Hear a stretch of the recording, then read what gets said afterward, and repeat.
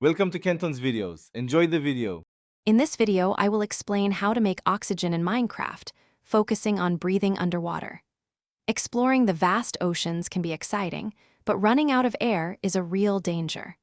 Luckily, there are multiple ways to extend your underwater adventures, from simple tricks to powerful enchantments and crafted items. We will cover everything you need to know to stay submerged longer and uncover the deep-sea mysteries. One common way to breathe underwater is with water-breathing potions. You can brew these by combining an awkward potion with a pufferfish.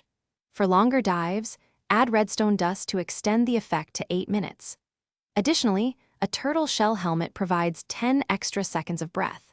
For a more permanent solution, enchant any helmet with respiration, which can grant up to 60 seconds of underwater time at its highest level. For indefinite underwater breathing, the conduit is your best friend. Craft it using 1 heart of the sea and 8 nautilus shells. To activate it, you must build a frame around it using at least 16 prismarine blocks, or its variants. Once active, the conduit grants you unlimited underwater breathing, night vision, and increased mining speed within its impressive range, which can reach up to 96 blocks with a 42-block frame. Sometimes, you just need a quick breath. You can create temporary air pockets by placing blocks like doors, signs, or even sugarcane underwater. Simply stand inside these pockets to instantly refill your air supply. For vertical movement and air, use bubble columns generated by soul sand.